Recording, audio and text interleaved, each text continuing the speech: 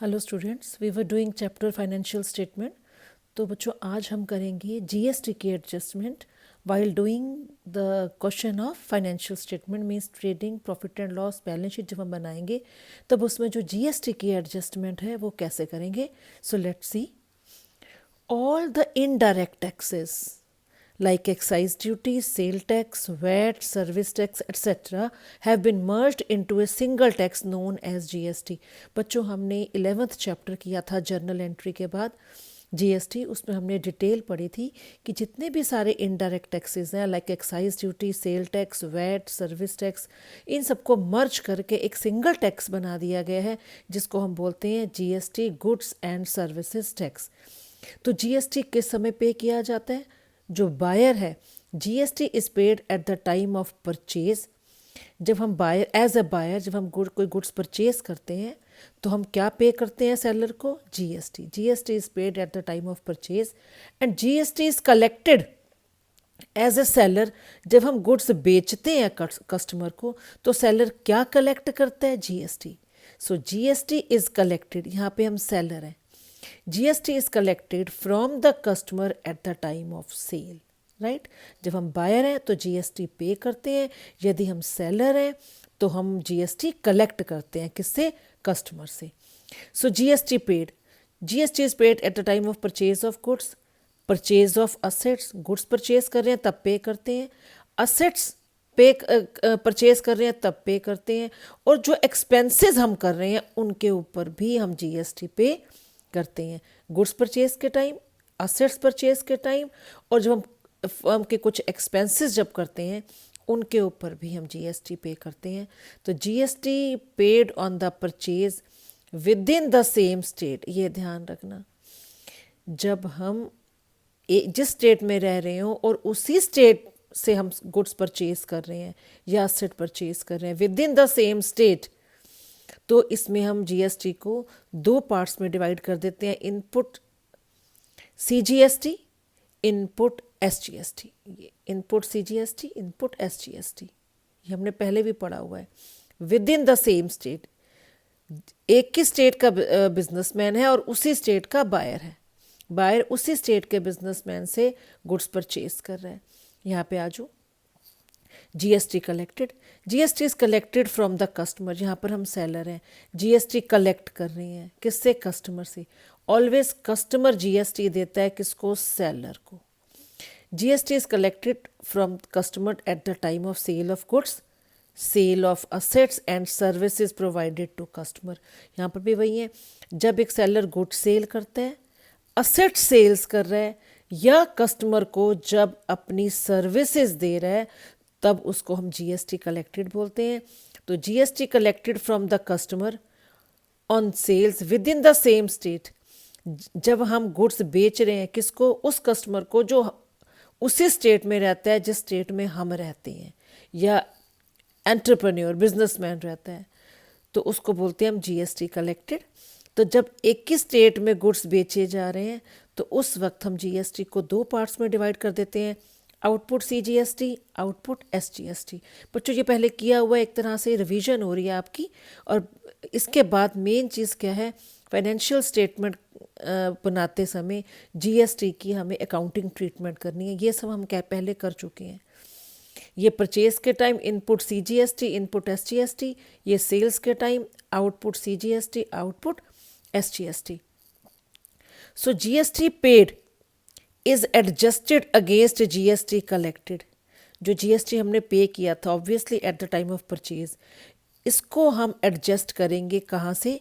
जो GST collect करा as a seller, और जो बैलेंस होगा बैलेंस को हम बैलेंस शीट में शो कर देंगे। Input CGST is adjusted against output CGST, ये भी करा हुआ है। अब यह है जैसे इनपुट सीजीएसटी को कंपेयर करेंगे आउटपुट सीजीएसटी से, इनपुट एसजीएसटी को कंपेयर करेंगे आउटपुट एसजीएसटी के साथ। देखो ये दो ही पॉइंट है। Input CGST is adjusted against output CGST, input SGST को एडजस्ट करेंगे आउटपुट एसजीएसटी से। अब देखो क्या है, if input CGST is more than output CGST, input CGST ज़्यादा है आउटपुट सीजीएसटी से, तो बैलेंस को हम शो करेंगे asset side just like pre payment. जैसे प्री पेड हमारे जो एक्सपेंसेस होते हैं उनकी तरह असेट साइड शो करेंगे। और यदि output CGST is more than input CGST, most of the cases में बच्चे आउटपुट सीजीएसटी ज़्यादा होता है, output CGST is more than input CGST, तो बैलेंस कहाँ जाएगा? वो लाइबिलिटी साइड हम लेके जाएंगे अमाउंट पेएबल टू गवर्नमेंट। वो हमारा आउटस्टैंडिंग अमाउंट हो जाएगा, वो अमाउंट जो अभी हमने गवर्नमेंट को देना है। इनपुट ज़्यादा है आउटपुट से, तो असेट साइड शो करेंगे as a prepaid. Output CGST ज़्यादा है इनपुट सीजीएसटी से, तो ये liability side amount payable to government. Same इसी तरह इनपुट एसजीएसटी जो एडजस्ट होगा, कैसे एडजस्ट होगा? Against output SGST.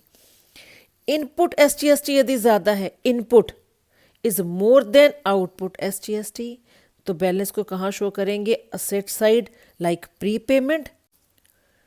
If output SGST is more than input SGST, usually के केसेस में आउटपुट एसजीएसटी ही ज़्यादा होना चाहिए, क्योंकि इनपुट का कैसे एडजस्ट होता है? आउटपुट में से। तो यदि आउटपुट एसजीएसटी ज़्यादा है इनपुट एसजीएसटी से, तो बैलेंस को हम कहाँ शो करेंगे? लाइबिलिटी साइड बैलेंस शीट में as the amount payable to the government. Outstanding amount हो जाएगा, वो अमाउंट जो भी हमें गवर्नमेंट को देना है। यही दो पॉइंट अभी हमने करे हैं, वो उसको बच्चे एग्जाम्पल से करा रहे हैं। ये देखो, ये ट्रायल बैलेंस गिवन है आपका। ट्रायल बैलेंस में इनपुट सीजीएसटी 40, इनपुट एसजीएसटी 40, ये जो at the time of purchase हम पे कर रहे हैं, राइट। ये at the time of sale जो हम कलेक्ट कर रहे हैं being a seller. Output CGST है 30,000, आउटपुट एसजीएसटी है 30,000, सेम अमाउंट है। अब देखो, इनपुट एसजीएसटी इनपुट सीजीएसटी को आउटपुट सीजीएसटी से करेंगे। इनपुट सीजीएसटी जो है हमारा ज़्यादा है आउटपुट सीजीएसटी से। इनपुट वाला जब ज़्यादा हो, इनपुट वाला तो सीधा बैलेंस शीट में बैलेंस शीट में असेट साइड शो करना है बच्चों। अब इनपुट ज़्यादा है, input CGST output CGST, input SGST output SGST. तो अब देखो, इनपुट सीजीएसटी ज़्यादा है आउटपुट सीजीएसटी से, तो बैलेंस को कहाँ शो करेंगे? असेट साइड, क्योंकि इनपुट ज़्यादा है आउटपुट सीजीएसटी कम है। सेम इसी तरह इनपुट एसजीएसटी ज़्यादा है 40 है, आउटपुट एसजीएसटी 30 है, फिर कहाँ शो करेंगे? बैलेंस शीट में असेट साइड। 40 माइनस 30 10,000, ये प्री पेड पेमेंट हो जाएगी हमारी। अब इसी तरह एक और एग्जाम्पल लो बच्चों। ट्रायल बैलेंस पे आपको फिर 4 चीज़ें दी हैं। ये हमने eight the time of purchase पे करा है। ये input CGST 60, input SGST 60, output के दोनों देखो 75,000। अब इसमें देखो, इनपुट कम है आउटपुट ज़्यादा है। जब आउटपुट सीजीएसटी या एसजीएसटी ज़्यादा हो किससे? इनपुट से, तब वो कहाँ आ जाएंगे? Liability side amount payable to government. Input वाला जो अमाउंट है वो एडजस्ट हो जाएगा आउटपुट सीजीएसटी में से। इनपुट एसजीएसटी का अमाउंट है एडजस्ट हो जाएगा आउटपुट एसजीएसटी में से। तो अब देखो, output CGST 75, input CGST 60, 15,000 amount payable to government.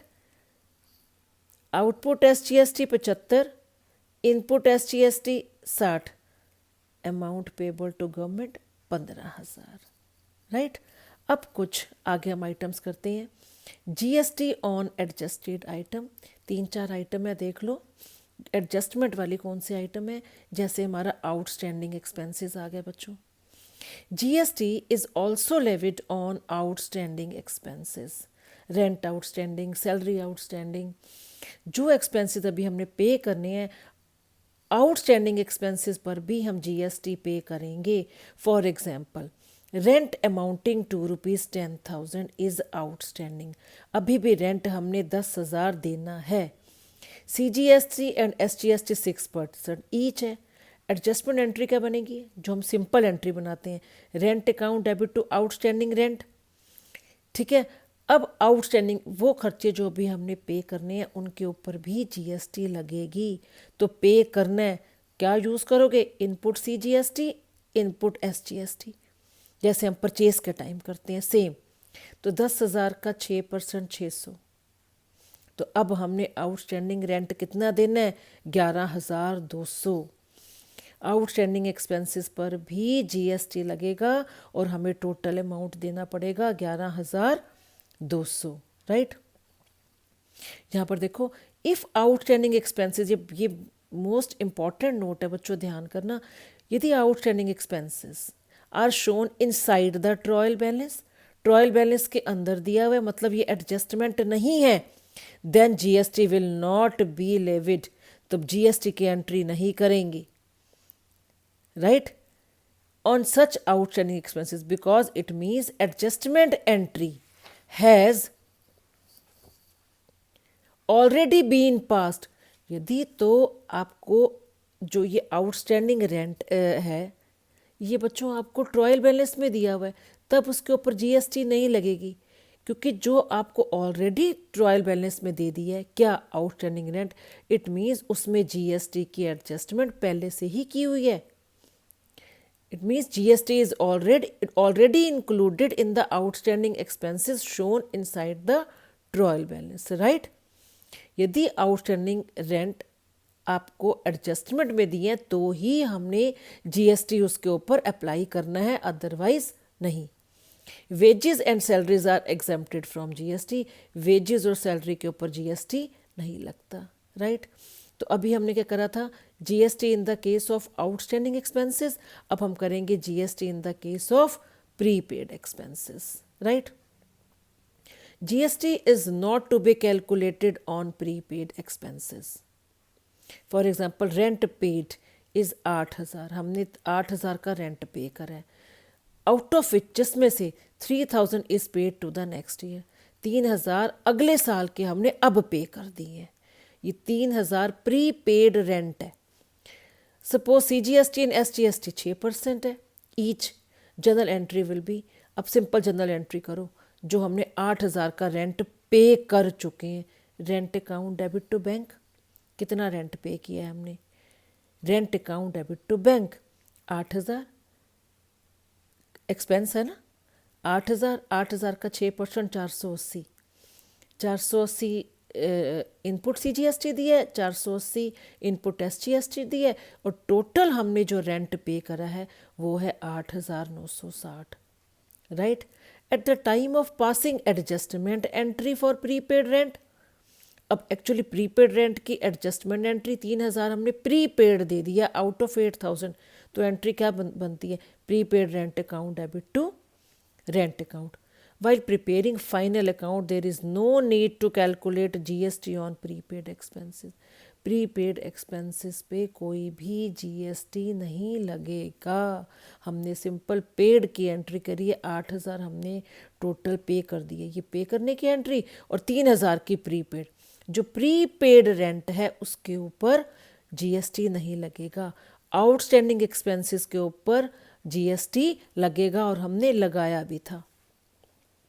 तो अभी तक हमने क्या करा बच्चों, आउटस्टैंडिंग एक्सपेंसेस के ऊपर लगेगा, प्रीपेड के ऊपर नहीं लगेगा। अब आ जाओ बच्चों, लास्ट के 2 टर्म्स हैं, GST levied on income earned but not received, क्या बोलते हैं इसको, जो इनकम हमने अर्न कर ली है लेकिन हमें मिली नहीं है, इसको बच्चों हम एक्रूड इनकम भी बोलते हैं, पता है आपको। कोई भी इनकम अर्न कर ली है लेकिन इन हैंड मिली नहीं है, हमें रिसीव नहीं हुई, इसके लिए एक वर्ड है accrued income. GST is also levied on income earn but not received, GST इस एक्रूड इनकम के ऊपर लगेगा जैसे आउटस्टैंडिंग एक्सपेंसेस के ऊपर भी लगा है। For example commission earned, commission earn कर ली है लेकिन मिली नहीं है, बट नॉट रिसीव्ड, कितनी, 20,000, इज़ गिवन इन एडजस्टमेंट, ये एडजस्टमेंट में दिया हुआ 20,000 की कमीशन अर्न कर ली है, मिली नहीं है 20,000, ये कहाँ दी हुई है, एडजस्टमेंट में, और सीजीएसटी एसजीएसटी 9% ईच है।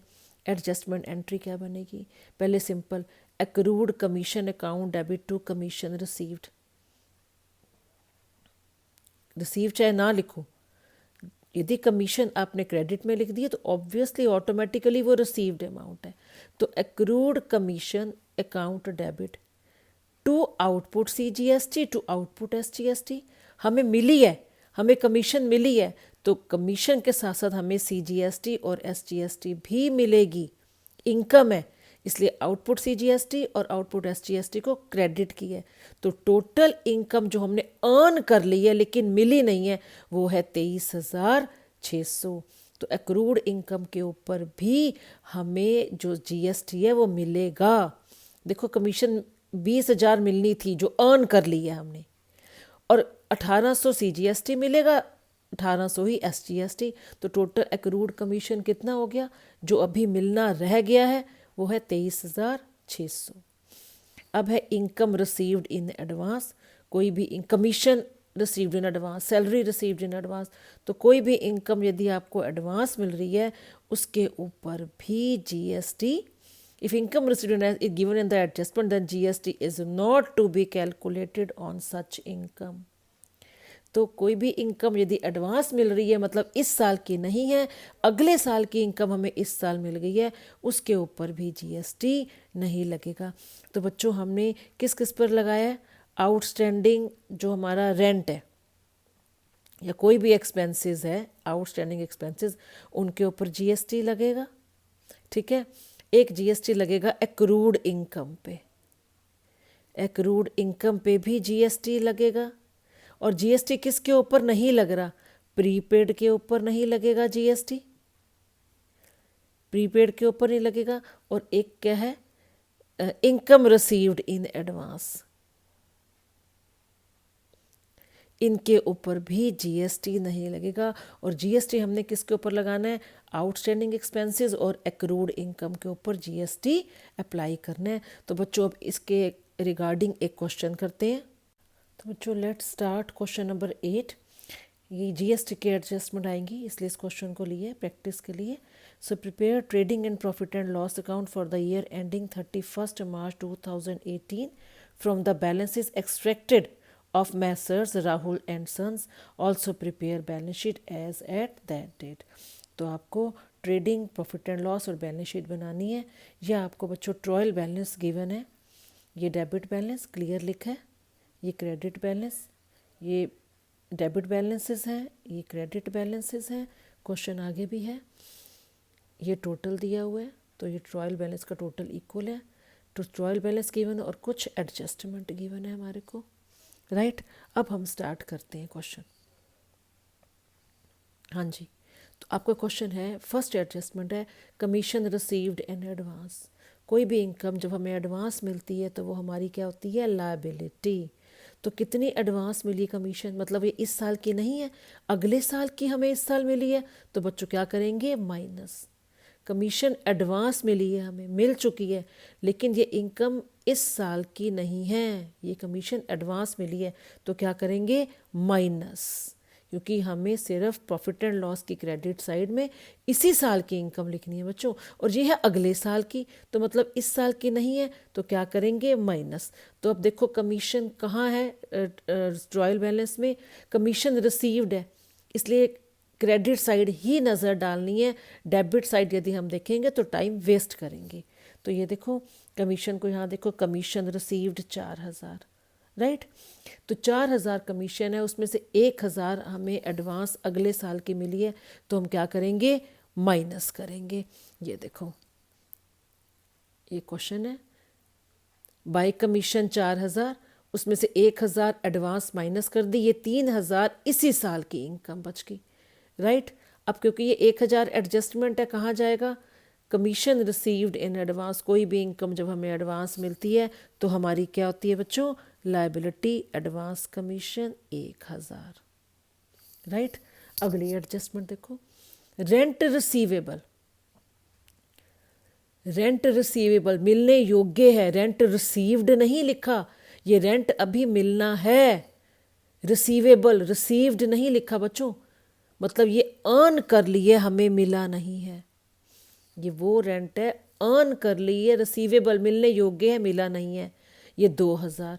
अब देखो रेंट, अब ये भी रिसीवेबल के एडजस्टमेंट है, आप क्रेडिट साइड में देखोगे ट्रायल बैलेंस की कि रेंट आपको कितना मिल चुका है, और रेंट मिल चुका है हमें 6,000। ठीक है, 6,000 क्योंकि ट्रायल बैलेंस में है, ये मिल चुका है, रिसीव्ड अमाउंट है, राइट। रिसीवेबल अर्न कितना कर लिया है, 2,000। 6,000 मिल चुका है, ये 2,000 अर्न कर लिया है लेकिन मिला नहीं है बच्चों, है तो इसी साल का ना, so it will be added. ये देखो बाय रेंट 6,000, ये ट्रायल बैलेंस में था, इट मीन्स ये रिसीव्ड है, मिल चुका है।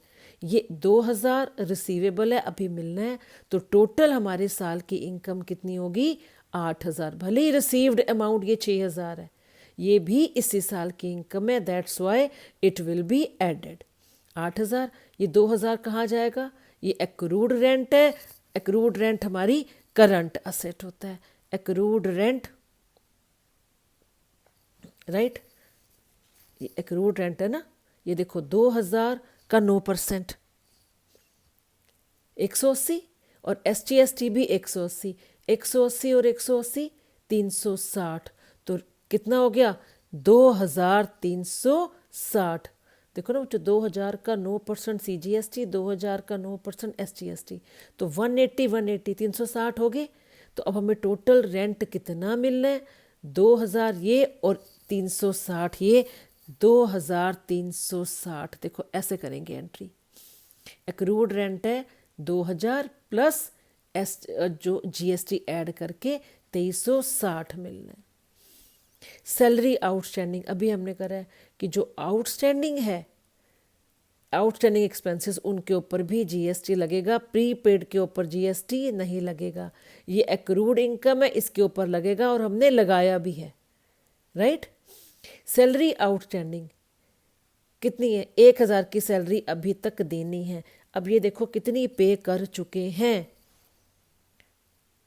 ये पढ़िए सैलरी 8,000, कहाँ पे, ट्रायल बैलेंस में है, मतलब ये पेड अमाउंट है, पे कर चुके हैं, राइट। ये सैलरी कितनी है, 1,000 अभी देनी है, और आउटस्टैंडिंग का अमाउंट ऐड होता है क्योंकि ये सैलरी इसी साल की है, एक्सपेंस इसी साल का है। तो अब ये ध्यान रखना बच्चों, इसके ऊपर अच्छा वो GST नहीं है, राइट। तो 1,000 ऐड करो टू सैलरी 8,000 जो पे कर चुके हैं, आउटस्टैंडिंग 1,000 9,000, ये 1,000 हमारी आउटस्टैंडिंग सैलरी है, लाइबिलिटी है फर्म की, अभी भी पे करना है, तो ये आ जाएगा आउटस्टैंडिंग सैलरी 1,000, फर्म की लाइबिलिटी है, लाइबिलिटी साइड लिखा है। प्रीपेड इंश्योरेंस 800, प्रीपेड में माइनस, हमने पहले ही पे कर दिया है लेकिन इस साल का खर्चा नहीं है, इसलिए प्रीपेड में माइनस करते हैं और असेट साइड दिखाते हैं। बच्चों इस क्वेश्चन में देखो आउटस्टैंडिंग है चाहे प्रीपेड है, इसके ऊपर GST की एडजस्टमेंट नहीं दी। यदि GST का पॉइंट दिया होता तो आउटस्टैंडिंग सैलरी के ऊपर हम लगाते और प्रीपेड के ऊपर नहीं लगाते, राइट। तो प्रीपेड है, ये माइनस होगा। तो अभी देखो इंश्योरेंस कितनी है, इंश्योरेंस ये पढ़िए, इंश्योरेंस 3,200, ये 3,200 इंश्योरेंस है, ये पेड अमाउंट है, इसमें से प्रीपेड कितना है 800, हम क्या करेंगे माइनस टू इंश्योरेंस 3,200 पे कर चुके हैं, इसमें से 800 हमने एडवांस पे कर दिए, मतलब इस साल का खर्चा नहीं है, 2,400 आ गया। ये प्रीपेड इंश्योरेंस कहाँ जाएगी, असेट में, क्योंकि ये हमारी करंट असेट है।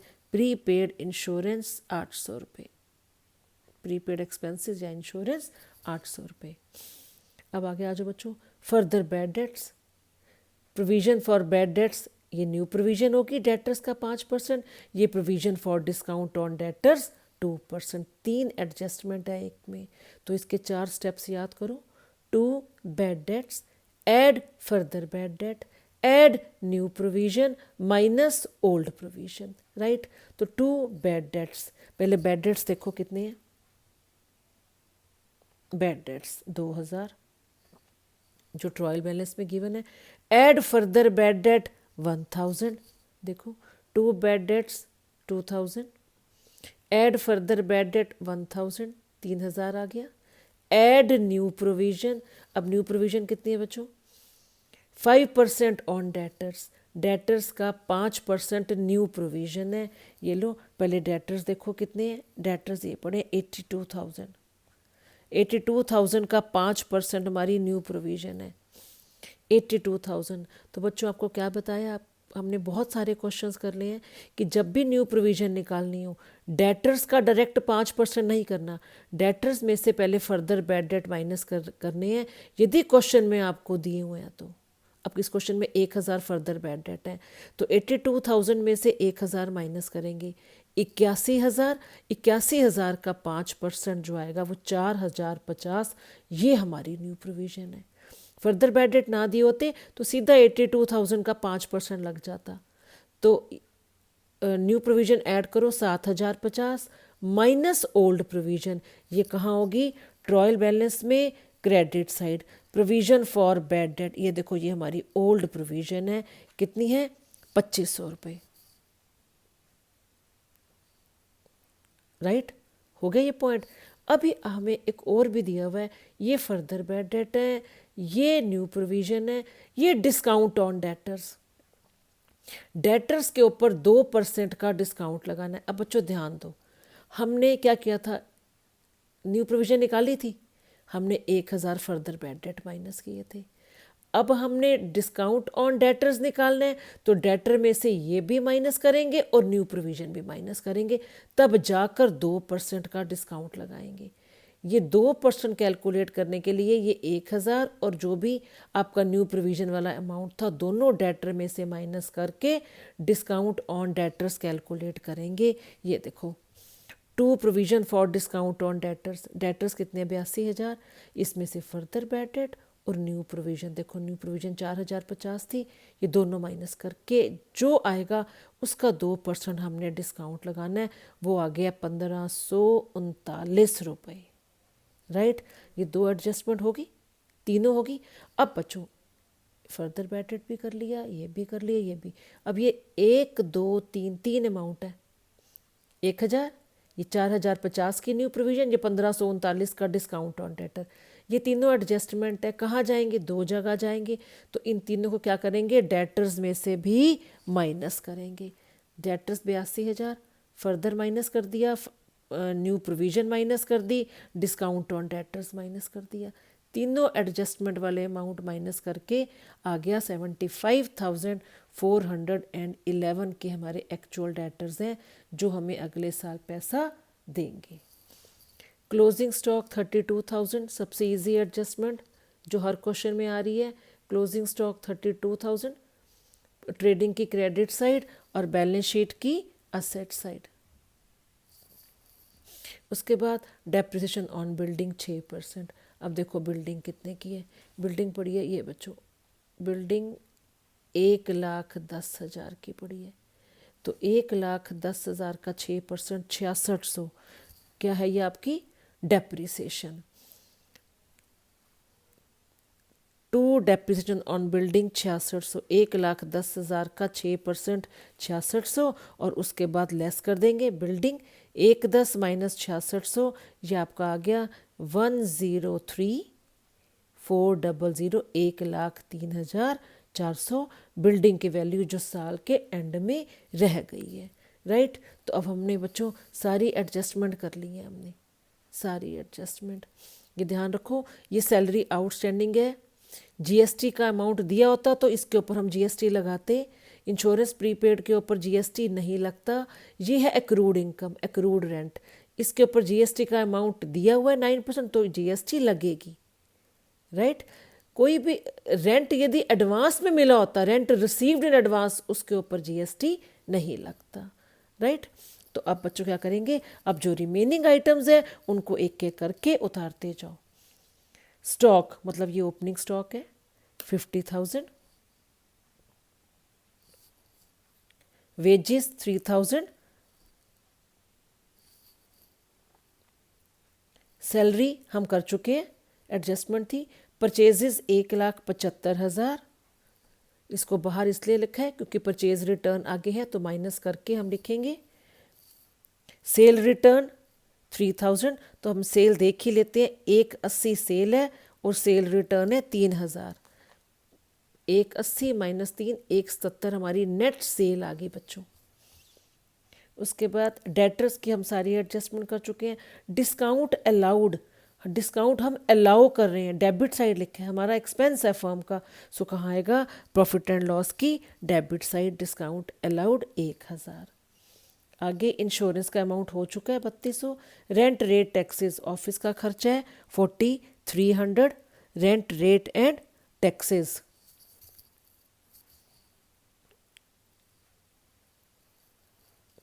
4300 यहाँ पे लिख लेते हैं बीच में, to rent rates and taxes, right 4300। आगे देखो फिक्सचर एंड फिटिंग्स, ये हमारी असेट है 20,000, फिक्सचर्स एंड फिटिंग 20,000। आगे ट्रेड एक्सपेंसेस 1500। कई बार बच्चे क्या करते हैं ट्रेड वर्ड देख के इसको ट्रेडिंग में लिख देते हैं, ये हमारा ऑफिस का एक्सपेंस है कितना 1500। क्या है ये आपका ट्रेड एक्सपेंसेस। अच्छा रेंट ट्रेड एंड टैक्सेस ऊपर लिखा हुआ है, ये एक्चुअली ट्रेड एक्सपेंसेस है, ये उल्टा हो गया बच्चों, ट्रेड एक्सपेंसेस 1500, राइट। आगे देखो बैड डेट्स ये हम कर चुके हैं, ड्राइंग्स कैपिटल में से माइनस, तो पहले कैपिटल देख लेते हैं कितनी है 2,90,000, राइट, ये 2,90,000 कैपिटल, ड्राइंग 32,000 माइनस होंगे, राइट। आगे देखो रिपेयर एंड रिन्यूअल्स 1600, रिपेयर हमारा एक्सपेंस है फर्म का, प्रॉफिट एंड लॉस की debit side 1600। Travelling expenses 4200, postage 500, उसके बाद लीगल फ़ी 500, बीआर करंट असेट्स हैं 50,000 के, बीआर फर्म की करंट असेट्स है 50,000। Input CGST input SGST, right, इसका करना है इनपुट दोनों सीजीएसटी है चाहे एसजीएसटी है 10,000 है। अब देखते हैं आउटपुट वाला अमाउंट कितना है, यहाँ पे आ जाओ बच्चों, ये दिया हुआ है आउटपुट सीजीएसटी 15,000 है, मतलब आउटपुट वाला ज़्यादा है, तो जब आउटपुट वाला अमाउंट ज़्यादा आता है तो हम कहाँ लिखते हैं liability side amount payable to government. Output CGST है चाहे आउटपुट एसजीएसटी है, इसका अमाउंट बच्चों ज़्यादा है तो हम कहाँ लिखेंगे लाइबिलिटी साइड। तो आउटपुट सीजीएसटी कितना है 15,000, राइट। और अभी हमने सीजीएसटी का एक और भी किया था बच्चों, ये करा था अमाउंट ये 2,000 का, ये सीजीएसटी 180 था, ये तो हमारा जो आया था इसका रेंट का, इधर एसजीएसटी कितना था 2,000 का 9% 180। तो अब देखो हमारा अमाउंट हुआ कितना, आउटपुट सीजीएसटी कितना हो गया, आउटपुट 15,000, ये आउटपुट सीजीएसटी कितना हो गया 180, ये आउटपुट है बच्चों, रेंट रिसीवेबल है ना, ये आउटपुट सीजीएसटी है 180, ये है आउटपुट सीजीएसटी, एक ये है आउटपुट सीजीएसटी, तो 15,180 ये output CGST minus input CGST 10,000, तो ये आ गया 5,180।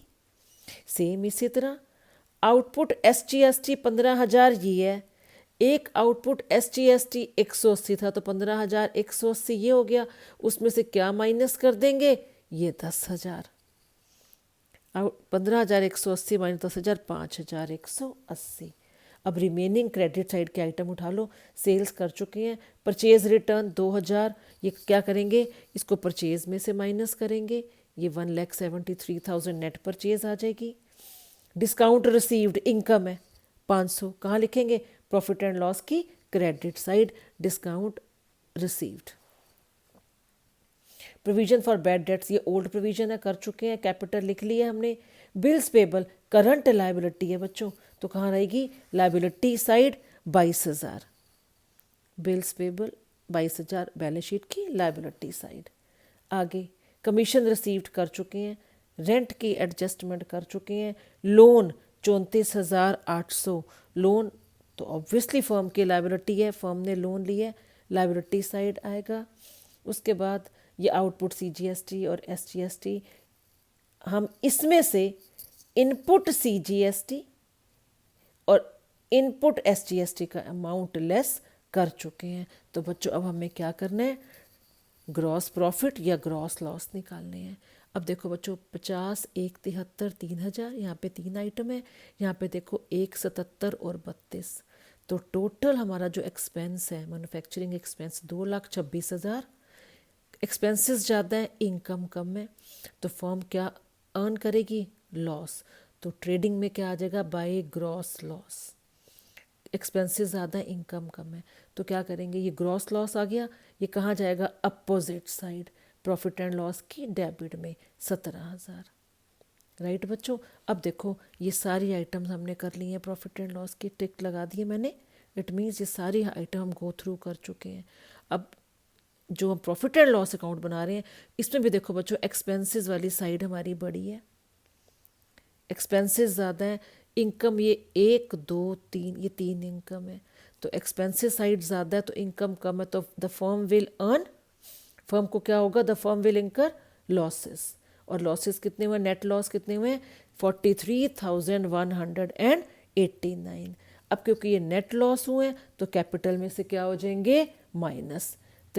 43,189 इसको माइनस कर दो कैपिटल में से, ड्राइंग भी माइनस और नेट लॉस हुए, सो it will be deducted from capital. तो ये आ गया 2,14,811। देखो ये सारी आइटम हमने कर ली है, इधर की भी सारी कर ली है, सो इनका टोटल करो और टोटल शुड बी इक्वल 2,83,971। तो ये था बच्चों आपका full fledge question number 8, practical question है ये DK गोयल का। तो इसमें हमने GST के एडजस्टमेंट करी हैं, कौन सी एक बार दोबारा गो थ्रू करते हैं। यदि कोई आउटस्टैंडिंग एक्सपेंसेस है जो अभी भी फर्म ने पे करना है, उसके ऊपर बच्चों GST लगा कर हम पे करेंगे, GST लगेगा। यदि कोई प्री पेड एक्सपेंसेस की एडजस्टमेंट आ जाती है तो उसके ऊपर कोई भी GST नहीं लगेगा। थर्ड क्या है, accrued income, income earned but not received. तो कोई भी एक्रूड इनकम की एडजस्टमेंट यदि आ जाती है तो उसके ऊपर भी GST लगेगा। इट मीन्स वो हमारी कहाँ पे आएगी, असेट साइड दिखाएंगे, GST ऐड करके उस अमाउंट को हम असेट साइड लिखेंगे। एक और लास्ट कौन सा है, इनकम रिसीव्ड इन एडवांस। कोई भी इनकम यदि हम एडवांस रिसीव करते हैं उसके ऊपर कोई भी GST नहीं लगेगा। तो GST सिर्फ 2 चीज़ों पर अप्लाई करेंगे, एक आउटस्टैंडिंग एक्सपेंसेस और एक्रूड इनकम के ऊपर। राइट। तो आई होप आपको ये फुल क्वेश्चन समझ में आया होगा। राइट। तो ये था हमारा क्वेश्चन नंबर 8 जो अभी हमने ख़त्म किया है।